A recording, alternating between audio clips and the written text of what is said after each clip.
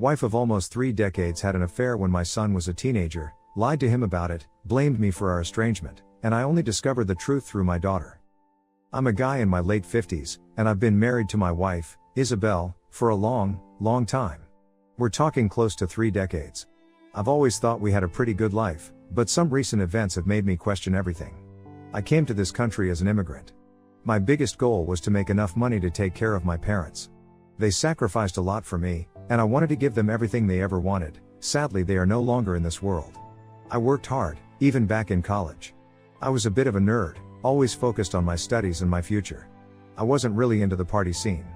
I eventually started my own company, and it's been successful. I started it before Isabel and I got married, and it's been growing steadily for the past 25 years. We have 2 kids, Jason, our oldest, and Rachel, our daughter. Jason was always my little buddy when he was growing up. We were really close. Rachel came along about 8.5 years after Jason. It was a surprise, but a good one.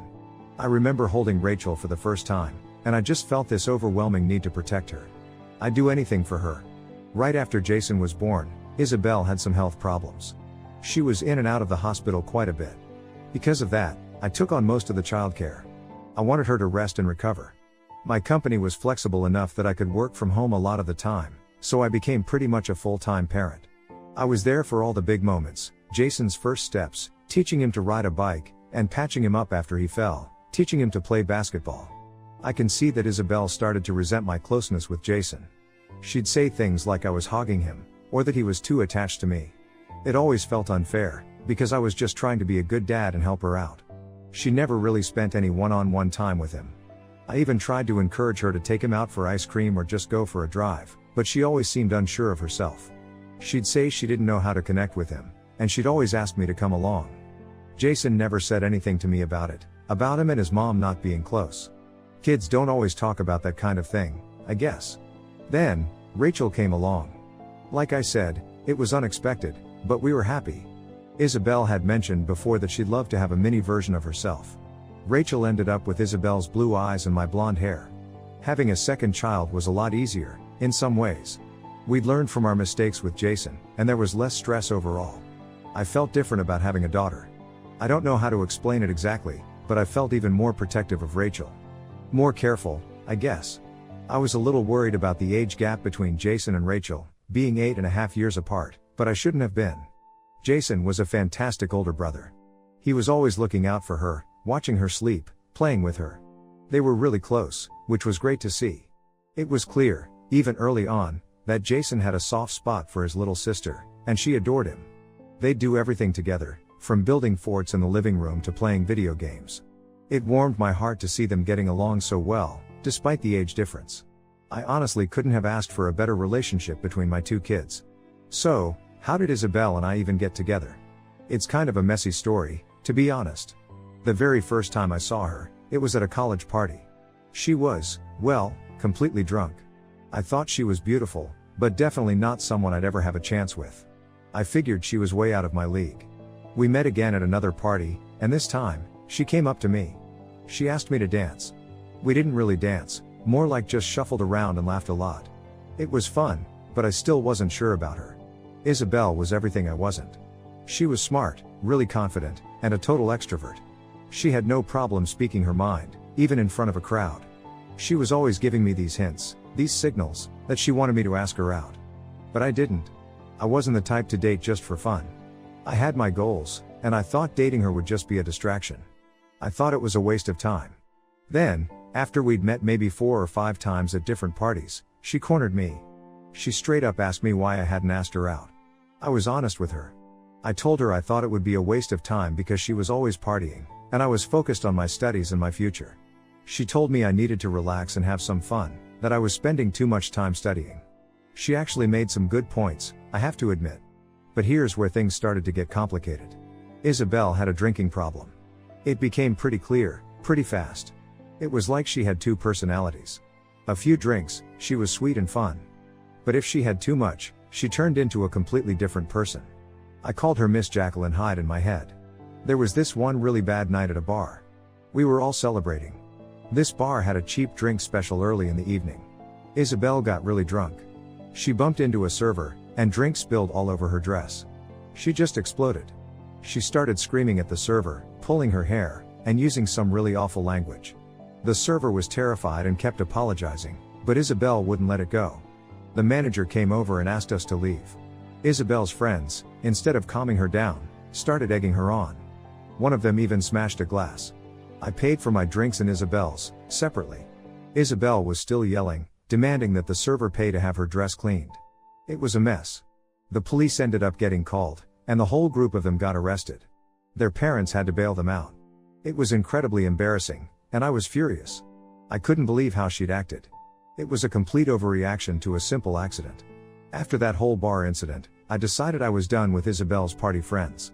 They started texting me, calling me disloyal and saying I wasn't a good friend to Isabel.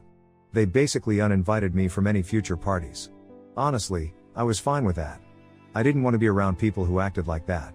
Isabel, though, wanted to apologize to them. She thought we should all stick together and support each other. I flat out refused. I told her that if my parents ever had to bail me out of jail, they'd be furious. I come from a very different background, where that kind of behavior is just not acceptable. Isabel didn't really get it. She came from a different upbringing, and she thought I was being too strict. She just couldn't understand my perspective. It was a big difference between us. After that, I stopped going to parties with her and her friends. Fast forward to after graduation. Her friend group started to fall apart, which was hard for her to accept. I got a job in a different city. Isabel insisted on moving in with me. She said she'd be the perfect roommate, that it would help her focus on finding a job and getting serious about life. Well, that didn't exactly happen. For the first 6 months, I paid for everything: rent, bills, groceries, you name it. She wasn't contributing at all. I even asked her to just cook dinner, since I was working all day, but she struggled even with that. Most of the time, she'd just sit on the sofa and watch old dramas on the TV. I tried to encourage her to get out of the house, go to the park, maybe join a gym. She said she was feeling depressed. I felt bad, but I also knew she needed to do something. I finally had a serious talk with her about how much money I was spending. I told her I couldn't keep supporting both of us. It was putting a huge strain on me.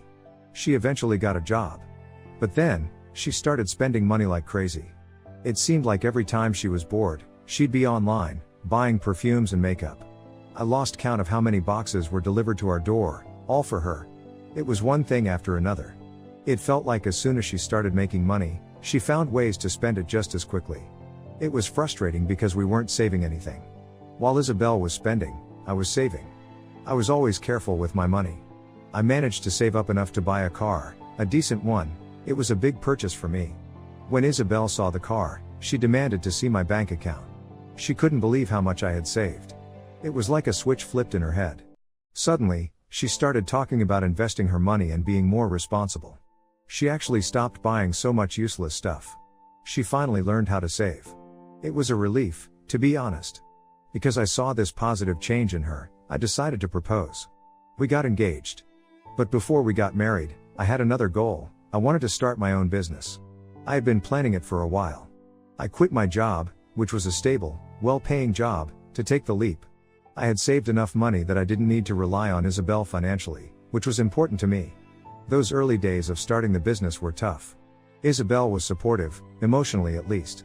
She'd listen when I was stressed or frustrated. Starting a business was really emotionally draining for me. I'm a perfectionist, which made things even harder. I had a really hard time letting go of control and delegating tasks to other people. I wanted everything to be perfect, and it was hard to trust others to do things the way I wanted them done. Once I felt like the company was stable, we got married. And after we got married, the business kept growing. It did really well over the next 25 years. I was finally able to provide for my parents, the way I always wanted.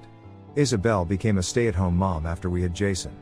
It seemed like the best option at the time, given my work and her health issues after the birth. It was a decision we made together, but it also meant she was more dependent on me, financially. Things started to change when Jason became a teenager. It was the usual stuff: mood swings, wanting to spend more time with his friends, locking himself in his room listening to music. He just stopped hanging out with me like he used to. It was a normal part of growing up, but it still hurt. I felt this gap growing between us. I tried to be supportive, though. I'd remind him that I was always there for him if he needed anything. Rachel, on the other hand, stayed really close to me. She was always so excited to see me when I got home from work. She'd run to the door to greet me. I used to bring her little gifts sometimes, a teddy bear or some flowers, hiding them behind my back to surprise her. Seeing her face light up was the best part of my day. I sometimes wondered if Jason was a little jealous of the attention I gave Rachel. It was never my intention to make him feel excluded, but I could see how it might look that way. Kids don't always understand those things. I tried to make sure I was still there for Jason, even if he was pushing me away a bit. The bigger problem, though, was Isabel. She very clearly favored Rachel. She was always pointing out how much Rachel looked like her, how they had the same personality. It felt like she was ignoring Jason, or at least, not giving him the same kind of attention. I tried to talk to her about it, urging her to spend some time with Jason. She'd just brush it off, saying he needed his space and that I was overthinking things. They barely talked to each other, Isabel and Jason. Just small talk, nothing meaningful. She just didn't seem interested in building a real relationship with him. And whenever I tried to get them to talk, to bridge that gap, Isabel would get defensive. She'd accuse me of taking Jason's side, of undermining her authority. It was frustrating because I was just trying to help them connect. I wanted them to have a good relationship, but she made it so difficult. It felt like she was actively pushing him away, and I couldn't understand why. Things got worse with Jason. He started talking back to Isabel, which wasn't like him. He started sneaking out at night to drink with his friends. Then, there was the DUI incident. He took my car keys without permission and got caught by the police. Luckily, it was his first offense, and they just gave him a warning. I was furious. I gave him a serious lecture about how dangerous it was, how he could have hurt himself or someone else. But Isabel for some reason defended him. She said things like, young people needed to have fun sometimes, and that it was just like when she was young. This caused the first really big fight in our family. I couldn't believe she was being so lenient about something so serious. She accused me of being too strict and out of touch with teenagers, which just made me angrier. It felt like she was completely undermining me and condoning his dangerous behavior. After that, Jason just shut down. He told me he wanted to be left alone. He refused to go to therapy, saying he didn't need anyone's help.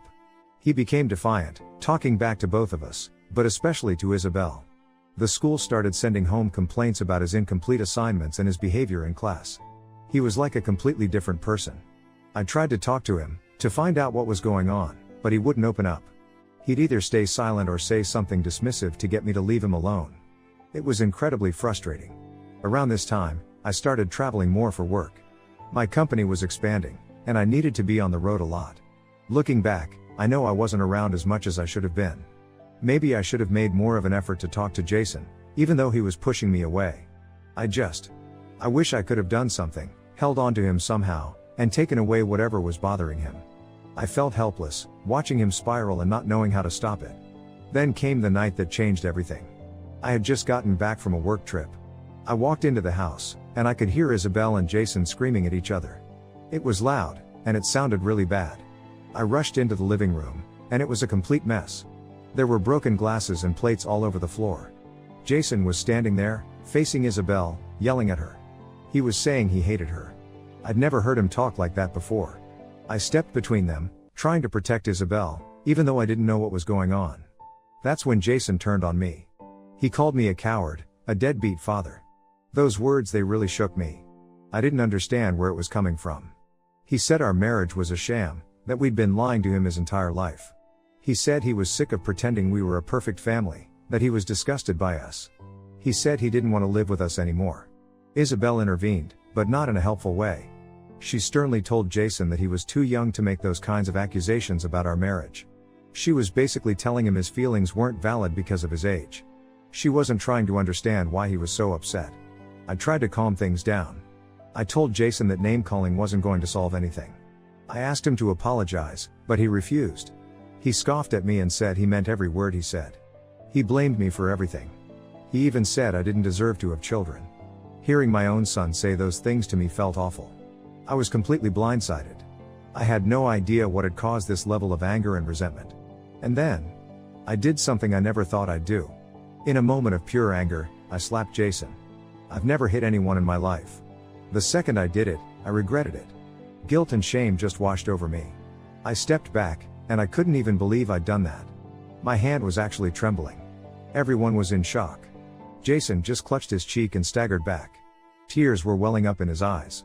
He didn't say anything. He just ran upstairs. He called Isabel's parents, his grandparents. They came over pretty quickly. They knew something serious had happened, and they reprimanded me for hitting Jason. But they also seemed to understand that the situation was complicated. Jason wouldn't even look at me. I tried to apologize, but he ignored me. He left with his grandparents. He didn't even say goodbye to Rachel, who was at a friend's birthday party at the time. After he left, Isabel just gave me this half-hearted hug and said I should apologize to him later. Like she wasn't really grasping how serious this was. I tried to reach out to Jason every day. I went to his grandparents' house, but he locked himself in his room and wouldn't see me. I sent him countless texts, telling him to talk to me. He cut off all contact, except for accepting money from me for his education. That was the only communication we had. Isabel told me the argument had been about Jason's homework and his defiant behavior. She made it sound like a typical teenage argument that had just gotten out of hand. At first, I believed her, given how Jason had been acting lately. But later, I started to have doubts. Jason's reaction had been so extreme, it didn't make sense for it to just be about homework. When I expressed my doubts to Isabel, she got angry. She accused me of always doubting her and never trusting her judgment. It was another fight, and it just made things even worse. I felt completely lost. Jason ended up getting a full scholarship to college. It was a good school, and I was proud of him, even though we weren't speaking. I sent him a text, congratulating him and apologizing again for everything. His response was short and brutal. He asked me to stop sending him messages. He said I was no longer his father. It was like he was echoing what he'd said that night, about me being a deadbeat father. It broke my heart all over again. The next few years were hard. I missed Jason all the time. I thought about him constantly, wondering how he was doing, what he was up to. Rachel was the only one who still had contact with him. She'd give me occasional updates, but it wasn't the same as talking to him myself. She knew about what happened that night, the fight and the slap. She understood how much I regretted it. I think she was the only one who really did. We just didn't talk about Jason as a family. Isabel never mentioned him, and I didn't bring him up because it always led to an argument or just a heavy silence. Then, just recently, on Rachel's birthday, everything changed. She spent the whole day with Jason at an adventure park. I was happy they were spending time together, but I was also a little anxious. I stayed up late, waiting for her to get home. I wanted to make sure she got back safe, and, honestly, I was hoping to maybe see Jason, even if just for a moment. Isabel was already asleep. This wasn't unusual, she often went to bed early, leaving me to handle things. When Rachel got home, she looked disturbed. I asked her how her day was, and she just shook her head. Then she asked me something that completely threw me. "Dad, do you know the real reason Jason left?" She said Jason missed me, which surprised me, given his last text. But then she said he'd told her something that she found hard to believe. She suggested I check my old emails, that Jason had emailed me years ago. At first, I thought she must have misunderstood. I checked my Gmail account, the one I use all the time, and there was nothing. Then I remembered this really old email address I used to use, mostly for Facebook. I hadn't used it in years. I barely remembered the password, but I managed to recover the account. And there they were.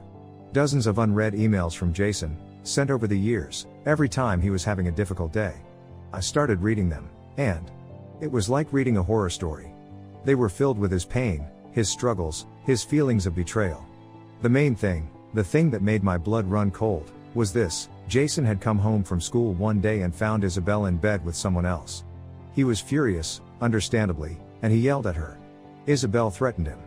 She told him that if he told me, it would lead to our divorce. She claimed we had an open marriage, and that I was also having affairs during my work trips. All complete lies. She made him feel like it was his fault, like he was the one who was wrong. He was disgusted, and confused, and completely heartbroken. He'd been going to therapy, and through that and talking to Rachel, he'd realized that Isabel had lied to him. But he felt so guilty. He'd walked out on me, mistreated me, and he didn't know how to face me after all that. He regretted not opening up sooner. Reading those emails, it was like a punch after punch after punch. I felt shock, sadness, betrayal, and then just pure rage. My whole life, my whole marriage, felt like it had fallen apart. I realized how much Isabel had deceived me, how much time I'd lost with Jason because of her lies. I don't know what to do, Reddit. My life is horrible and I feel stupid for not checking my emails sooner. Everything could have been avoided if Jason spoke to me directly. There were no reasons for the stupid mails. So what should I do, Reddit? Update, so Reddit, it's been a while and I wanted to update you guys sooner but didn't have much time. Anyways, here is the update. I couldn't just sit there with this information. I had to confront Isabel. I woke her up and asked her, point blank, why would you lie to our son about something so serious? At first, she denied everything. She claimed Jason was making things up, that he'd always had a problem with authority. She was trying to make me doubt him, to gaslight me into believing her version of events. But I had proof. I had printed out Jason's emails. I showed them to her. Faced with the evidence, she couldn't keep up the denial. But instead of apologizing, she started minimizing it. She said it was a one-time mistake, that it was meaningless. I was furious. I pointed out the years of estrangement from Jason, the emotional damage she'd caused. I said, you let me believe our son hated me for something I did in a moment of anger, when all along, it was your lies that drove him away. She finally broke down in tears. She confessed to the affair. She said it happened when Jason was a teenager, and she recounted the same details that Jason had written in his emails. She said she lied because she was afraid of losing me, that she used the lie to shut Jason up. It was all about her. She wouldn't tell me who the affair was with, but honestly, I didn't even care at that point. The damage was done. It didn't matter who it was. Then, she said something that just... I don't even have words for it. She confessed that she had never liked Jason. She said she'd always wanted daughters, and that was another reason she couldn't bond with him. I just stared at her. How could you say that about your own child? How could you deliberately favor one child over another? I asked her those questions, but she didn't have an answer. She just sat there, crying. There was no remorse, no understanding of the pain she'd caused. Looking at her, I felt nothing but anger. I told her, I can't even look at your face without seeing red. I said I hate my wife so much. After that confrontation, there was no going back. I knew immediately that I wanted a divorce. There were no doubts in my mind. I told Isabel to move out, immediately. She pleaded with me to reconsider, but it was no use. She'd broken my trust completely, and there was no repairing the damage. Rachel had seen the fight and the aftermath, and she'd put the pieces together. She was furious with Isabel. She refuses to speak to her. I contacted Jason. I needed to talk to him, to clarify things further. He was guarded at first, understandably. But I just broke down. I told him how much I missed him, how sorry I was for everything. He started to get emotional, too. He admitted he regretted leaving home that night. He wished he could turn back time and apologize to me instead of running away. I feel terribly sorry for my son. He went through so much, and it was all because of Isabel's lies and manipulation. She manipulated the entire situation just to hide her affair. And for years, she blamed me, and the slap, for the problems with Jason. It was a pattern with her, always shifting the blame, never taking responsibility. I realized she never actually missed Jason, never reached out to him. She used the situation to make me feel guilty. I wish I had known the truth sooner. Both of my children, Jason and Rachel, are on the same page. They both agree that I should divorce Isabel. They don't want anything to do with her. And honestly, neither do I. I'm starting the divorce process, and it's going to be messy, but I'm ready to move on with my life. I'm finally starting to rebuild my relationship with Jason, and that's the most important thing to me.